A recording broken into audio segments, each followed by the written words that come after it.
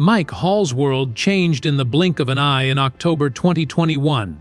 One morning, over 500 vintage cars sat scattered across his 5-acre property in Tappan, British Columbia, each one a rusted monument to decades of obsession and restorations. At day's end, nearly 500 of those cars rolled away on trailers headed to new homes, leaving behind a landscape of empty earth and lingering echoes of a 40-year dream. It was supposed to be the end of Rust Valley Restorers, the final chapter in a story told on History Channel screens worldwide. But the finale remained unwritten. But what led to that dramatic auction? And how did a simple farm mechanic become the face of a global TV phenomenon? This is the untold story of Mike Hall, the man known as the Junkyard King, and the winding path that transformed a lifetime of rusty relics into a hit series. We'll rewind to the summer of 1958, when Mike's journey began as the youngest son of a railway laborer in Winnipeg, Manitoba. From his childhood days, chasing discarded chevrons in open fields to the adrenaline-fueled world of rock blasting, every twist shaped the legend you think you know. Imagine a young boy with muddy boots and a wild grin, slipping through farm gates to rescue old cupes stranded beneath overgrown hedges. While other kids dreamed of baseball cards and comic books, Mike calculated the salvage value of a discarded chassis. He didn't just see rust, he saw stories waiting to be told. Each abandoned automobile was a puzzle, a map of metal and memory that challenged him to breathe life back into its creaking frame. As he towed wrecks behind his family's station wagon, he was unknowingly sharpening the skills that would one day captivate a streaming audience. As soon as he could swing a wrench, Mike graduated from backyard projects to daring feats of rock and dynamite. In his early 20s, he launched Camara Springs Rock Works, scaling cliffs by rope and drilling into granite faces to set charges. His exploits earned him the nickname Rasta Blasta, echoing his dreadlocked hair and explosive work. Every paycheck from highway jobs fueled another classic car purchase. While friends saved for concerts and road trips, Mike funneled his earnings into rusted hoods and dented bumpers, turning adrenaline into assets and building a unique empire one salvaged part at a time. As the years rolled into the 2000s, his property transformed into a sea of chrome and decay. What began as a handful of derelict projects mushroomed into a sprawling junkyard of over 500 cars, each chassis wedged beneath rust. Locals dubbed his domain the Field of Dreams, and when he teamed up with son Connor and a ragtag crew of mechanics, the name Rust Bros Restorations was born. Their mission: rescue forgotten classics and coax them back to glory. And yet, behind every restored fender lay a ticking clock. Mike's passion was both his greatest triumph and his looming vulnerability. Fate intervened when a rockslide blocked a busy highway in 2016, and the crew of Highway through hell captured Mike scaling cliffs and detonating charges. His fearless performance, complete with a hard hat and a grin, was just a cameo, yet audiences were hooked. Suddenly, the Rasta Blasta was more than a nickname. It was a brand. Producers saw a story of raw grit and unfiltered passion, and pitched a series focused on Mike's relentless pursuit of rust salvage. From that moment, the junkyard became a TV set, and every rust bucket waiting in the weeds turned into prime-time material. Rust Valley Restorers premiered in late 2018, plunging viewers into Mike's world of dinged door panels and dented fenders. With son Connor Hall keeping the books and muscle car specialist Avery Shchi providing comic relief, each episode balanced mechanical marvels with heartfelt tension. There was Sarah Ward hunting elusive parts, Cassidy repairing bodywork, and Mike himself charging speed ahead, oblivious to budgets or deadlines. Critics praised the authenticity. Netflix acquired international rights. Fans loved every flawed triumph and budget blowout, celebrating the show's honesty. But behind the cameras, mounting expenses and regulatory headaches hinted at a storm on the horizon. But in 2020, the foundations trembled dramatically. Zoning laws threatened to topple the Rust Bros kingdom inevitably. With mounting legal fees, Mike faced a decision no collector wants to make: let go or let die.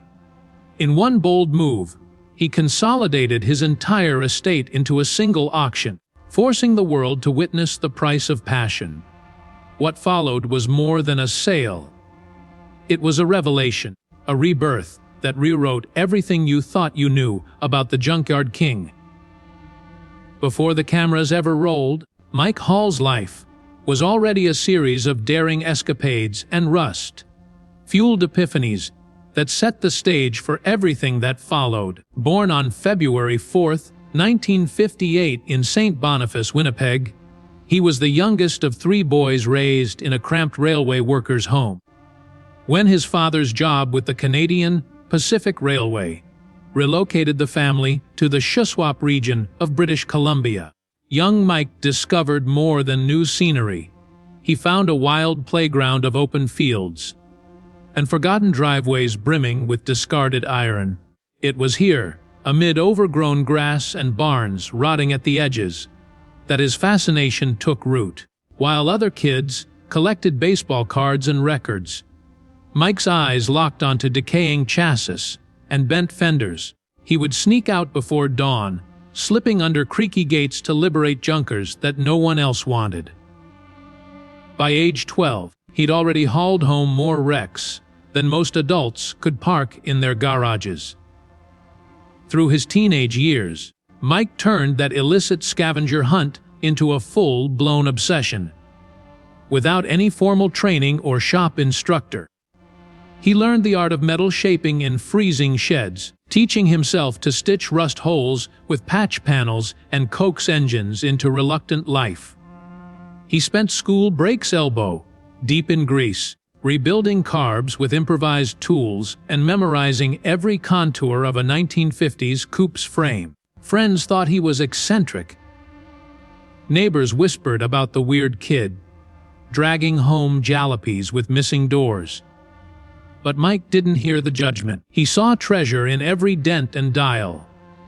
As others chased summer jobs at the local marina, he hunted down barns with busted Fords and stranded Studebakers, rescuing history one ignition at a time. Every failure, every engine that refused to fire, became a lesson in perseverance, every squealing belt a challenge to solve.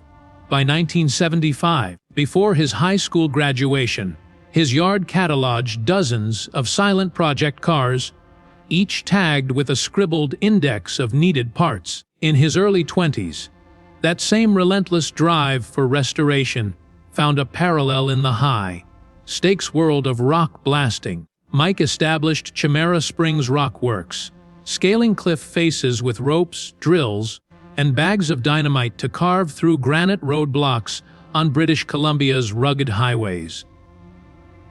It was dangerous work that few would dare, but Mike thrived on the adrenaline and precision it demanded. Local crews called him Rasta Blasta for his flowing dreadlocks and fearless flair with explosives.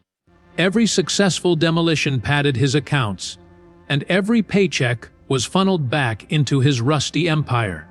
He bought muscle cars on a whim, even if they had missing engines or shattered windshields. While corporate blasting outfits stuck to blueprints, Mike improvised patterns in rock faces as he did in metal frames, eyeballing angles, trusting instinct, then pulling the plunger. He knew that a precise blast, like a perfectly timed engine rebuild, released raw potential buried beneath a rough exterior. As his blasting reputation soared through the 1980s and 1990s, so did his automotive hoard. Weekends saw Mike swapping dynamite for wrenches, hunting down vintage pickups and European roadsters in backcountry lots. His property morphed into a steel labyrinth. Over 300 cars sprawling across 5 acres by the turn of the millennium. He coined it the Field of Dreams, though few outsiders grasped its true symbolism. It wasn't mere hoarding, it was an act of salvation. For Mike, steering rusted shells back onto the road was as vital as clearing rock slides from highways. His philosophy: every car had a story, and every dent was a chapter waiting to be rewritten. He'd roam auctions in Alberta and salvage yards in Ontario, returning with tailgates dented under the weight of transmission parts and weathered hood ornaments. His solitary dedication forged a local legend, yet it came at a cost. Neighbors complained about trespassers, and city officials frowned at land zoned for farming swelling with mechanical giants. Back at home, the personal stakes of Mike's passion became clear. He'd settled on a quiet farm with his wife, whose name he protected from public curiosity, and their young son Connor. At first, she tolerated his weekend rescues. A few project cars seemed harmless. But as the junk pile grew, the farm transformed into a mangled scrapyard. Fences bent under the weight of rusting frames, and winter's drift smothered stripped engines in snow. His wife eventually issued an ultimatum: no more cars on home turf. Mike, ever resourceful, bought a 5-acre lot just off the Trans-Canada Highway in a nearby town called Tappan.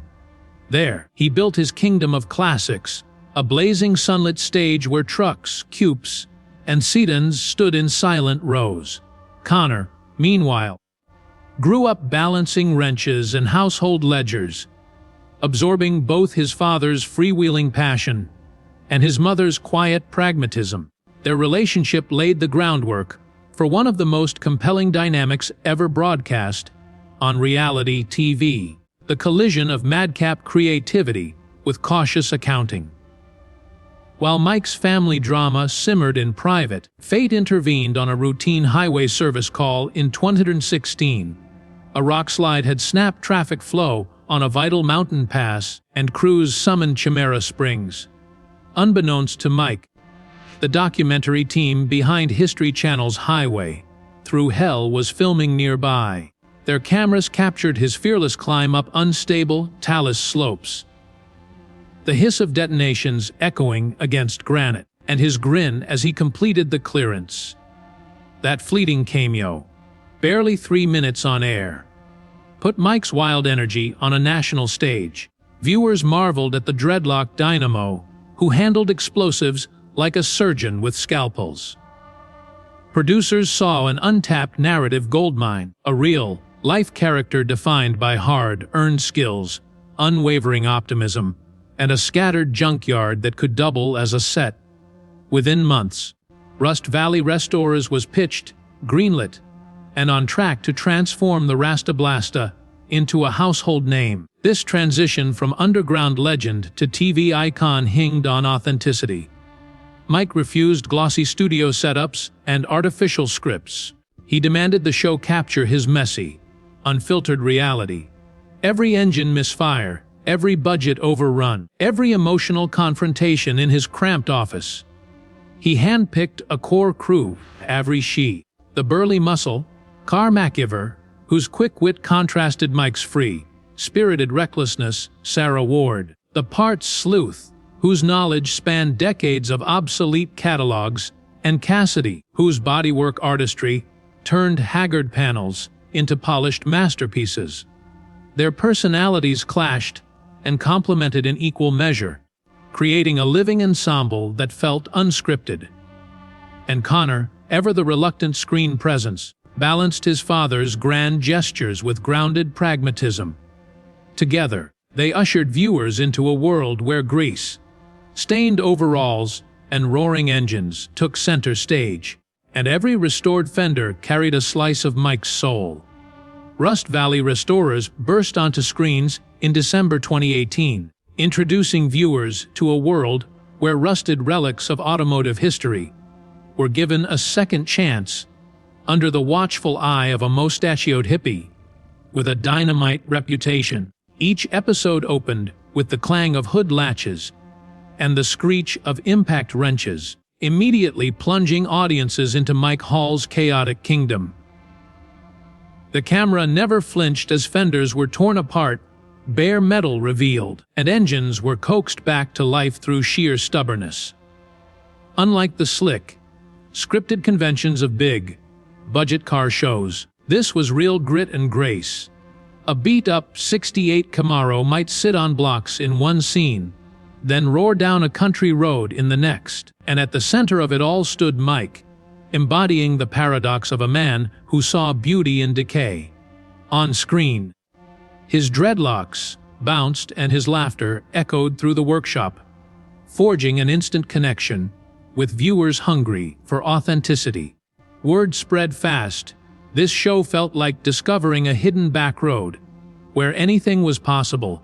By spring 2019, Netflix had acquired international streaming rights, thrusting Rust Valley restorers into homes on every continent. Enthusiasts from Germany to Australia marveled at the sun-drenched lot in Tappen, where cars sat like antique trophies, waiting for salvation. Comments on social media ranged from laser-focused technical envy. How does Cassidy get those body panels so smooth? To emotional attachments like, I cried when the '70 Ford Monte Carlo fired on all 8 cylinders. With each new season, the stakes climbed. The crew tackled rare finds. 57 Bel Air buried under collapsed barns, a custom 1965 Mustang painted surfer blue, an aerodynamic 1941 Packard coupe, driving narrative arcs that blended mechanical detective work, artisanal craftsmanship, and human drama into a potent formula. Audiences became as invested in Mike's personality as they were in the cars.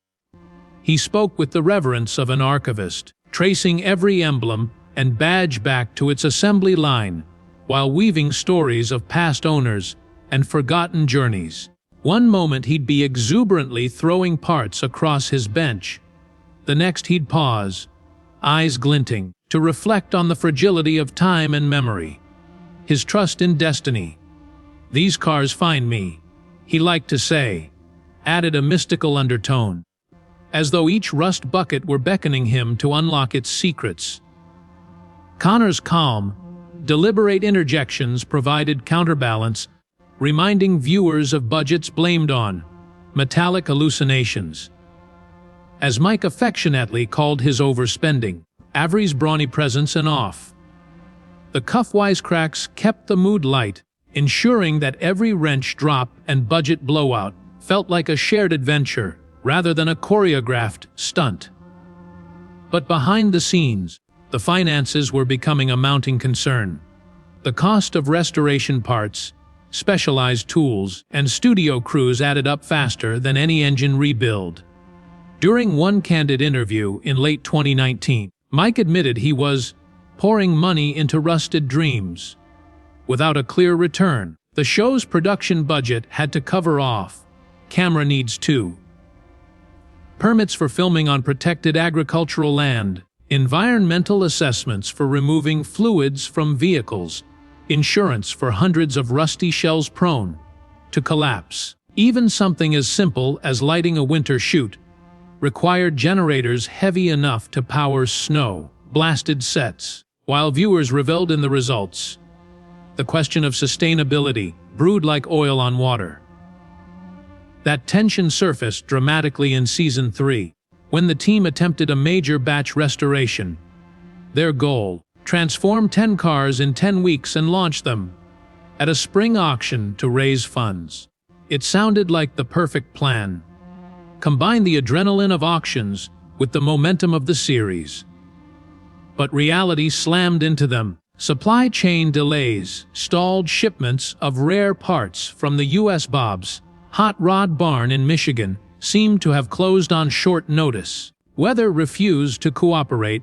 Snowfall hit Tappen in April for the first time in decades, coating the yard in icy rime that froze exposed brake lines and turned service bays into winter wonderlands of frost. Mike's optimism battled against spreadsheets that refused to balance.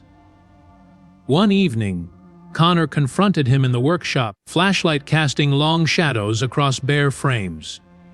"We can't keep funding miracles," he warned.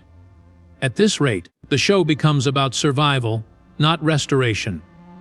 Yet audiences adored that vulnerability. One viral clip showed Mike pressing both hands against his face, exasperated, as Cassidy explained that body panels needed fabrication rather than a simple patch. The camera cut to a shot of Avery shaking his head in disbelief. "Y'all wanted reality," Mike said with a rueful grin. "Well, here it is." That moment humanized the legend. People empathized not just with cars, but with the people who loved them. Season 3's ratings soared, winning the show a renewal long before production wrapped. But renewal meant more episodes, more travel to chase parts, and bigger crews to capture every angle. The momentum that catapulted Rust Valley to success now threatened to weigh it down, like an overloaded trailer on a winding mountain road. Then came the first inkling of legal friction. In early 2021, local officials noticed a newly built workshop sitting on farmland protected by the Agricultural Land Reserve.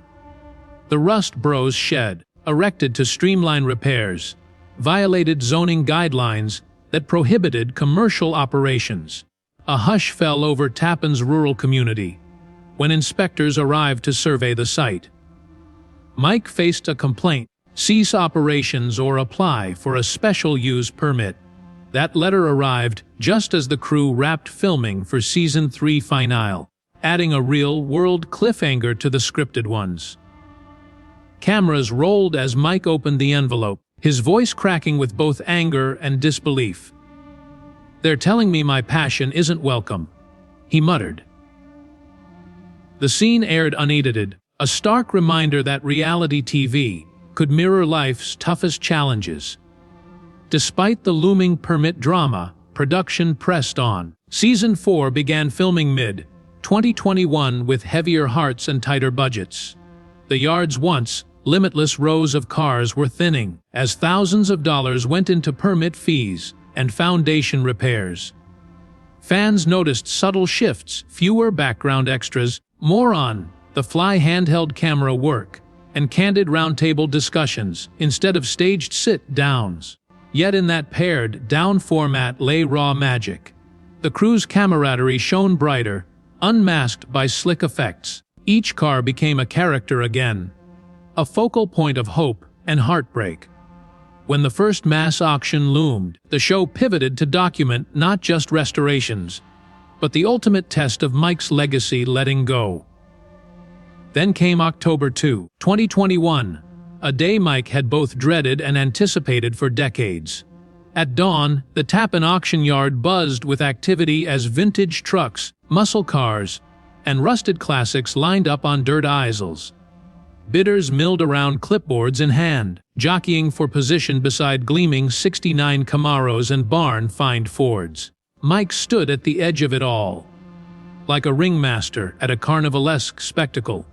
Dreadlocks tucked beneath a baseball cap, eyes scanning license plates from Alberta to California. He watched as the first gavel fell on a sun-bleached '71 Chevelle SS, hammering its fate at $500. It felt surreal.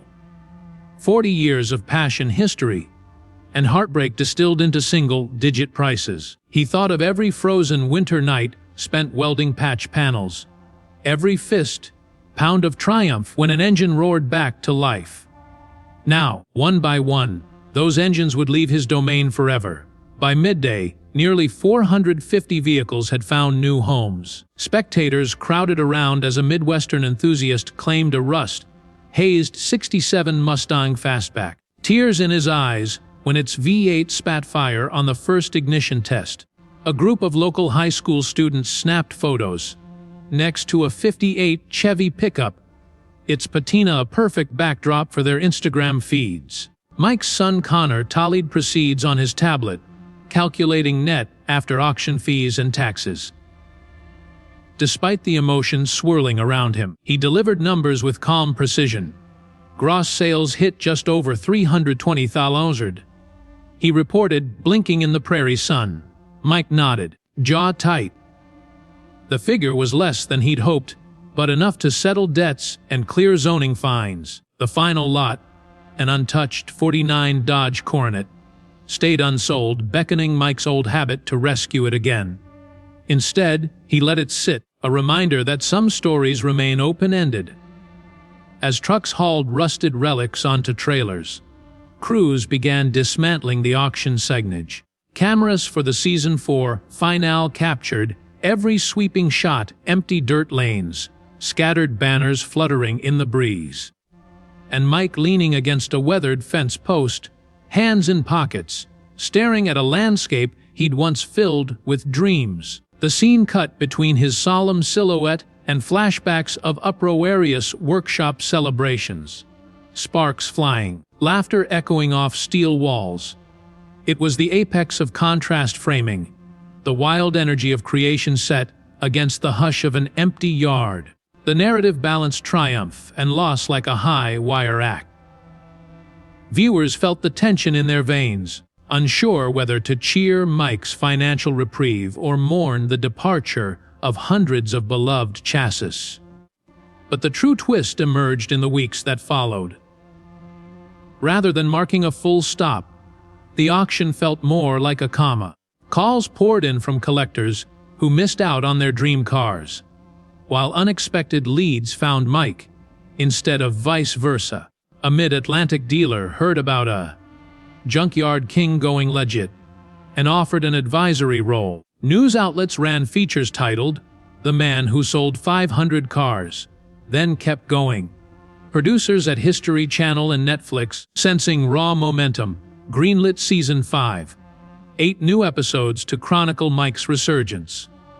Rather than restore a vast fleet, the new season would spotlight a leaner operation, a relocated shop on subdivided land, fewer project cars, but higher stakes for each individual restoration. The story arc shifted from quantity to quality, prompting Mike to choose projects with deep personal meaning instead of chasing volume. In early 2022, Mike unveiled the new workshop on a separate parcel, half an acre fenced off from farmland zoning restrictions. The lean facility boasted fresh concrete floors, overhead cranes, and climate-controlled bays. Most important, it housed a select lineup of 4 cars at a time, each restoration treated like a high-stakes theatrical production. Episode 1 opened with a frozen 1968 Shelby GT350 Mustang, its original silver frost paint faded to pewter. The camera zoomed on oxidation eating through the fender, then panned to Mike's determined gaze. From there, viewers followed a condensed timeline part, sourcing trips to Southern California, heat treatment sessions at a local foundry, and finesse welding under LED lights. The contrast between the raw dirt yard of old and the polished new shop was stark, but the core remained the same: steel, Grace dreams. Connor returned to enforce budgets, once again squaring off against his dad's impulsive heart. Avery popped in as a guest star, this time to film a spin-off segment on off-road truck builds. Meanwhile, Sarah Ward helmed the parts department like a seasoned general. The crew felt familiar yet evolved, proof that growth need not betray roots. Off camera, Mike seized new opportunities to cement his legacy beyond television. He partnered with eBay Motors Canada as a brand ambassador, hosting live streams that blended mechanical how-tos with impromptu yard tours. He spoke at car shows and local fundraisers, sometimes tearing up when recounting the day he sold his first car at auction, sometimes laughing uproariously at a kid's imitation of his signature Rasta Blasta nickname. His social media accounts became conduits for mentorship. Budding restorers posted progress photos, claiming inspiration from Mike's late night welding tutorials. He even launched a scholarship for automotive students in British Columbia, funding tuition for those who shared his obsession with saving metal monuments from oblivion. Each new endeavor felt like an extension of his lifelong mission: rescue, restore, and reveal the stories hidden under layers of rust. By the time Season 5 premiered in fall 2024, Mike Hall had fully rewritten expectations. Gone were the headlines of financial ruin and zoning battles. Instead, features celebrated a seasoned craftsman who mastered both chaos and control. Viewers saw a man in his mid-60s thriving, not merely surviving. The show's narrative mirrored real life, a man who refused to let a massive auction define his end, who staked everything on passion before learning to harness it with strategy. The empty acres of Tappan had given way to focused bays, but the spirit of rescue endured. At episode's close, Mike guided cameras through his workshop, pausing at a freshly restored 41 Diamond T. He brushed off lingering dust, smiled, and said, "This is why we do it." It was a subtle victory. No gavel, no auctioneer's call. Just a man, his crew, and a car reborn. The response to Season 5 was immediate and profound, rippling through car communities and online forums alike. Within days of the premiere, fan-run threads appeared with titles like "Mike's Comeback Tour" and "Why Rust Valley is the Best Show on TV," each thread brimming with clips of Mike's triumphant smile as the Shelby GT350 roared to life. One enthusiast posted a side-by-side comparison of the old dirt lot and the new shop bays, captioned, "Transformation Tuesday, from rust to renaissance." Another shared a time-lapse video of Connor and Mike welding a custom roll cage, set to a motivational rock anthem, an amateur edit that quickly went viral. These grassroots creations underscored a powerful truth. Viewers weren't just watching a show. They were participating in a movement fueled by hope, grit, and shared passion. Meanwhile, social media buzz wasn't limited to highlights and memes. Under the hashtag FanRustathon, hobbyists livestreamed their own wrench, and rebuilds, inviting Mike to comment and critique in real time. On a snowy evening, Mike joined a streaming session from his living room, offering pointers on brake bleeds and carburetor tuning, all while his dog Minnie snoozed at his feet. That candid, cross-platform interaction blurred the line between star and audience, forging a deeper sense of community. Sponsorships and brand deals followed, but Mike insisted on maintaining authenticity. He declined a lucrative offer to plaster a corporate logo on his shop walls, choosing instead to highlight local Canadian parts suppliers and independent toolmakers.